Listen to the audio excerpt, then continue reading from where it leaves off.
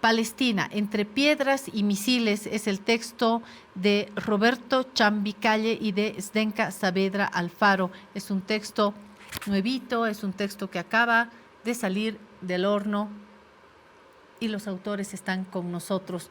Queremos ocuparnos de esto, no necesariamente porque estemos a favor de un lado o del otro en un momento en el que la gente o alza la bandera de Israel o alza la bandera de Palestina.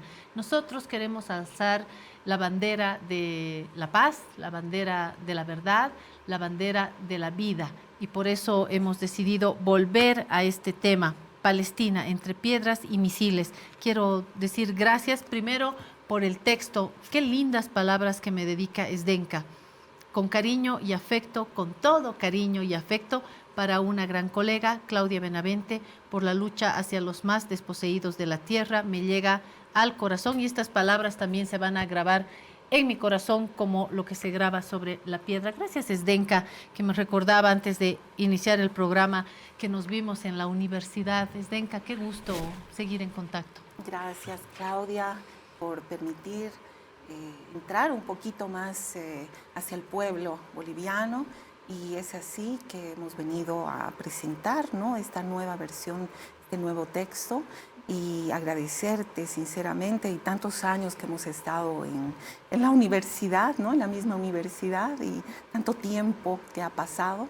Y hoy nos volvemos a encontrar. Y nos volvemos a encontrar, es un placer. Y Roberto Chambi Calle, que también es autor de este texto, quiero decirle bienvenido, muchas gracias, y me gustaría saber, como siempre, cuál es el motor de este texto, qué encontramos acá, qué es lo que nos guía por un conflicto que para ustedes seguramente es más claro que para el conjunto de las y los bolivianos, que vivimos esto como un conflicto lejano, como un conflicto que no tiene solución y por lo tanto queda ahí, ¿no?, como algo que en muchos casos ya ni siquiera se intenta comprender, ¿no? Nadie entiende. Fue como en algún momento la guerra de Yugoslavia, nadie entendía, y ahí están, y no entramos en la profundidad y en lo que realmente es hiriente, no solamente para los pueblos que están en conflicto, sino para el mundo. Me parece tan absurdo seguir viviendo guerras. No pensé que a estas alturas el mundo podría seguir en conflicto con tanto avance, con tanto desarrollo, con tanto TikTok, con tanta inteligencia artificial, y no logramos resolver los problemas básicos de la historia de hace tantos años, ¿no? Muchas gracias nuevamente. ¿Y qué es lo que ha empujado este texto, ¿no? Gracias, Claudia, por el espacio, como decía la compañera Zdenka Saavedra. Y bueno, nos ha empujado la indignación, la impotencia y la empatía con un pueblo que por más de 7 décadas está pidiendo un derecho no simplemente en el plano humanitario, sino un derecho como Estado para que pueda ser soberano, independiente, como cualquier otro país en el mundo, tal cual estipula la Carta de Naciones Unidas. Cada Estado es similar a otro, es igual a otro, con los mismos derechos, las mismas obligaciones, y pese a que ya han pasado 75 años, este Estado, en función de esos principios del derecho internacional, sigue siendo hoy en día una colonia de otro país que lo está ocupando por más de 7 décadas. Ustedes hacen en este texto un recorrido cronológico, es histórico, o introducen otros ejes. Cuando miramos un poquito los capítulos, ¿no?, tenemos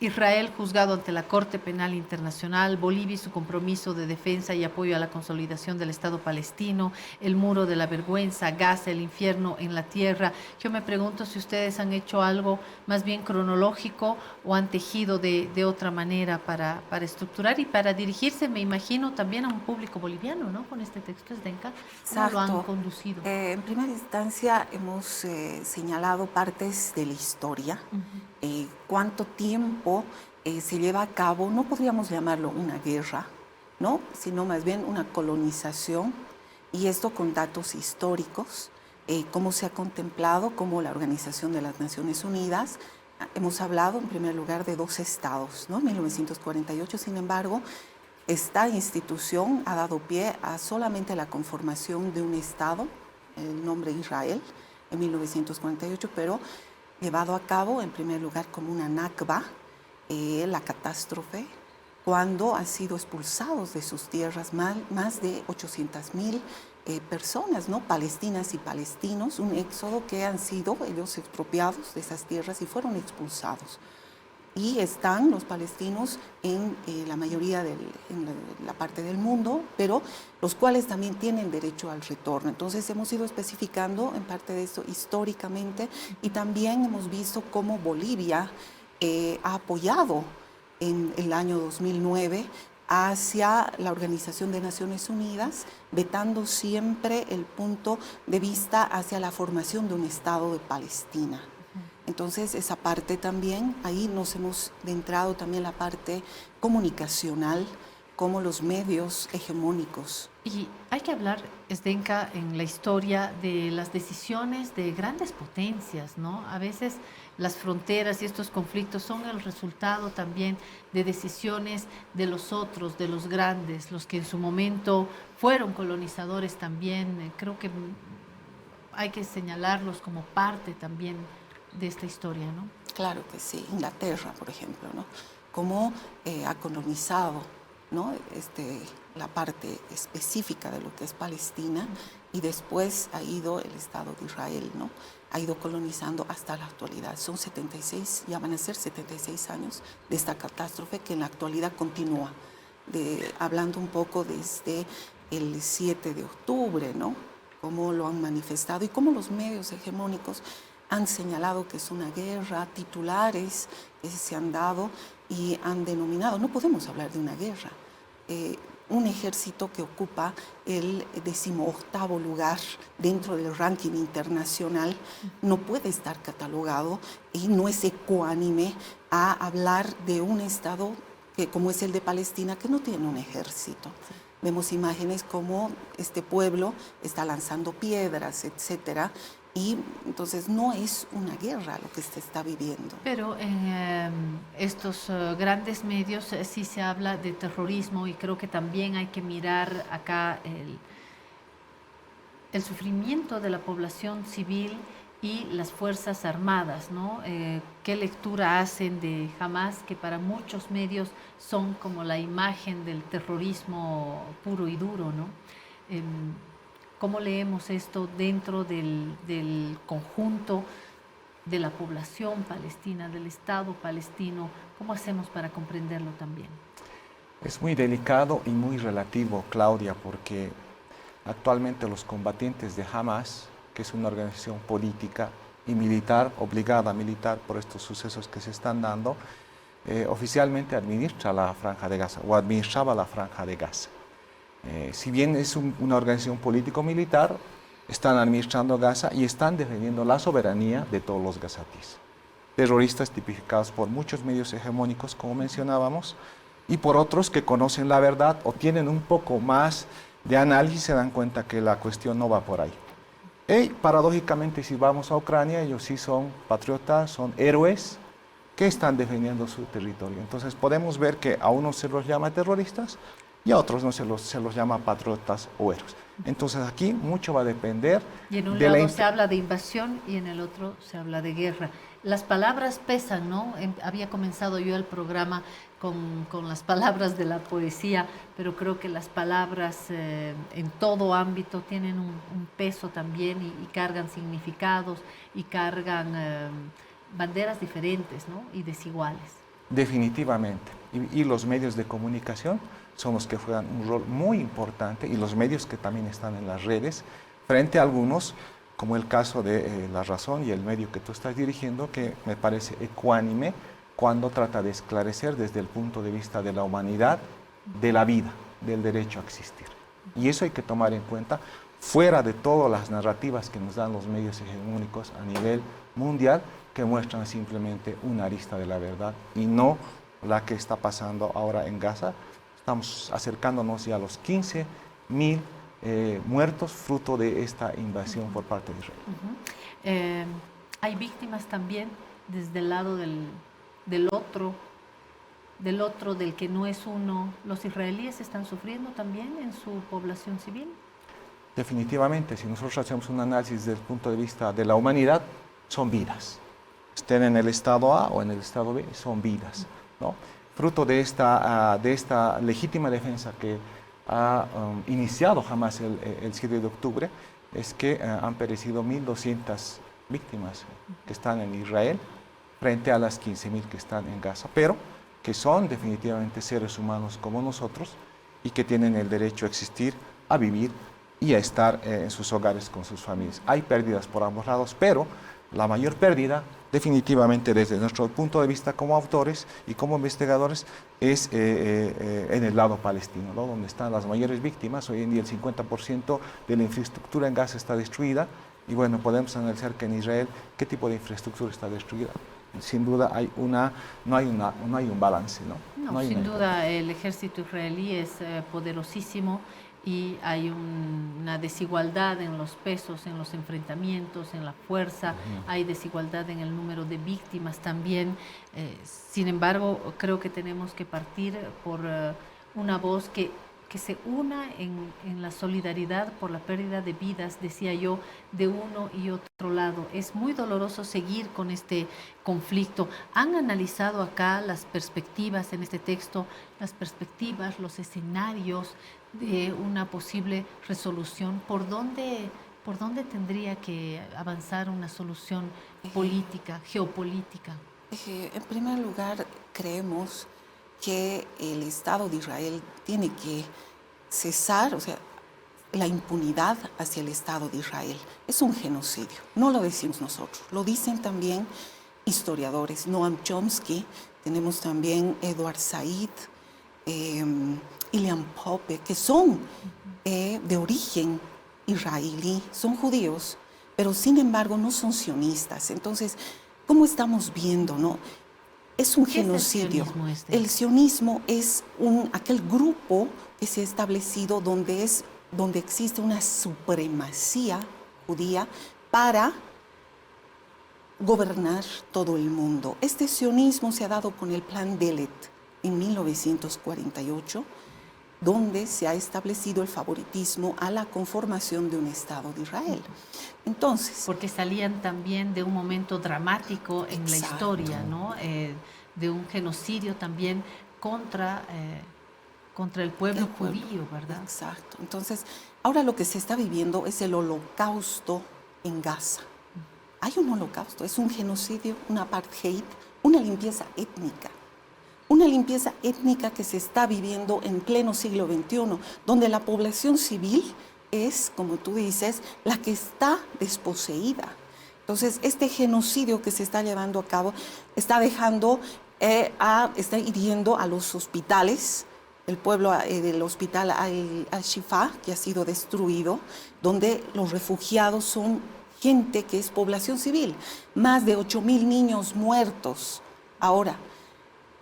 7.000 mujeres fallecidas, y esto se hace un pedido hacia esta impunidad que sigue cometiendo. O sea, son 76 años que se van. El año pasado murió nuestra colega, yo soy corresponsal de Span TV aquí en Bolivia, un medio iraní, el cual está censurado por YouTube, pero allá nuestra colega de Al Jazeera falleció. Ella es Shirin Abu Akleh, que ha sido asesinada por un francotirador del ejército israelí, y ella murió. Ella es una colega de renombre árabe, sí, del Líbano. Y ahora Omar también, ¿cómo se llama? Farah Omar ha sido también asesinada, esta de la cadena de Al-Mayadin. Por otro lado, hay otros medios como Al-Manar, de cadenas internacionales, las cuales se encuentran en territorios ocupados palestinos, pero ya tenemos ahora la conformación de 49, son 49 periodistas asesinadas en este momento, ¿no? Entonces, ¿cómo es el silenciamiento a todo esto? ¿No se está silenciando la voz? La foto de la colega. De Shirin Abu Akleh.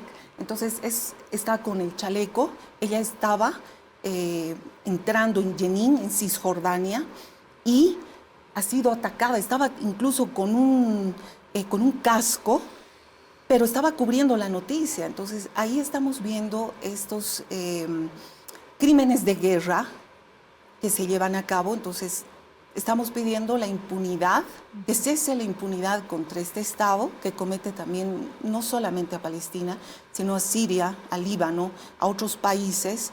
Y estando en el lugar de los hechos, yo he podido comprobar cómo nos censuran los medios de comunicación viviendo casi 15 años en Irán.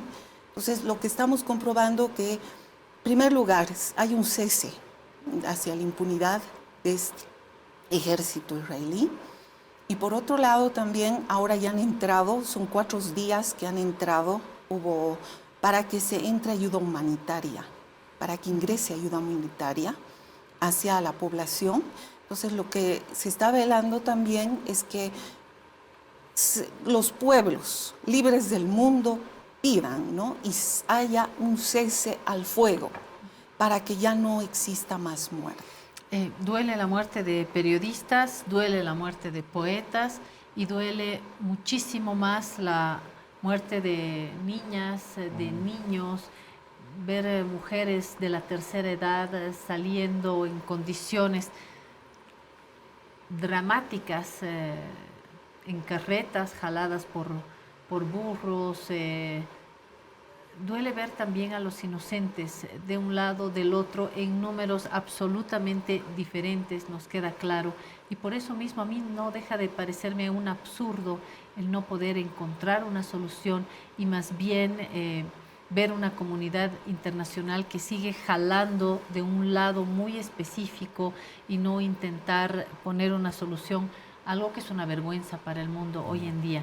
Tenemos sin duda una alianza de las más sólidas entre Israel y Estados Unidos, esto no es ningún secreto, y ver también en estos últimos días el presidente electo Milei en Argentina levantando la bandera de Israel, y creo que la solución no es solamente levantar la bandera de Palestina, sino levantar la bandera de la vida, de una solución pronta. Son las instancias únicas, Naciones Unidas, por donde, otra vez insisto, en la solución de un conflicto. Hay resoluciones, hemos visto acá, ustedes mismos han manejado en el texto la cantidad de resoluciones intelectuales que hacen lecturas de esto, apoyos, por ejemplo, como el de Bolivia, pero no sé si seguimos como en una espiral de la nada, de la no resolución, ¿no?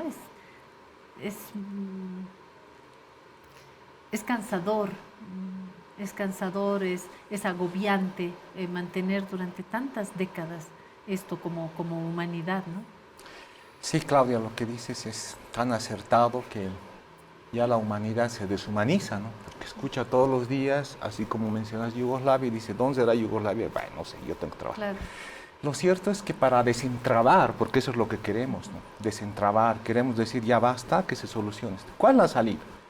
La única salida, siendo ecuánimes, enmarcados en la norma jurídica internacional, es precisamente, como tú mencionabas y está en el texto, que los estados cumplan las resoluciones de la Asamblea General, pero fundamentalmente del Consejo de Seguridad.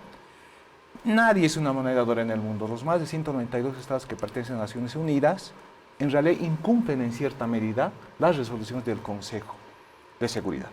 Pero el que más ha incumplido estas normas, estas resoluciones, es precisamente Israel. Y también lo habrá hecho Palestina, pero lo ha hecho más Israel. Y el mejor momento, el momento de las luces para la solución de 2 estados, precisamente se ha dado en Oslo, en Noruega, en 1993, donde tanto el mandatario israelí como el palestino se dieron la mano y decidieron llegar a un proceso de paz, del cual jamás no estaba de acuerdo, ¿no? Pero esos acuerdos del 93 tenían un tiempo de 5 años, o sea que en 5 años tenía que estar solucionado y todo lo que se había trabajado en Oslo tenía que aplicarse. No se ha aplicado hasta el día de hoy, tenemos más colonización, tenemos más muerte y tenemos esta invasión. Por lo tanto, al no cumplirse ello, al no cumplirse las resoluciones del Consejo de Seguridad, ¿qué queda? ¿Sirve el derecho internacional? ¿Sirven las Naciones Unidas? O sea, ¿a qué estamos apostando? Si como Estado seguimos viendo que no hay seguridad, siguen habiendo matanzas. Entonces lo único que nos resta a los seres humanos simplemente es creer, retomar y aplicar lo que dice la normativa jurídica en el plano internacional. No hay otra salida. Se ha intentado de muchas otras formas. O aplicamos la norma y la cumplimos, o vamos a seguir en un conflicto de 2 o de 3 países que definitivamente nos va a llevar a la muerte, al caos, al dolor, si no se cumple la normativa. Cumplir.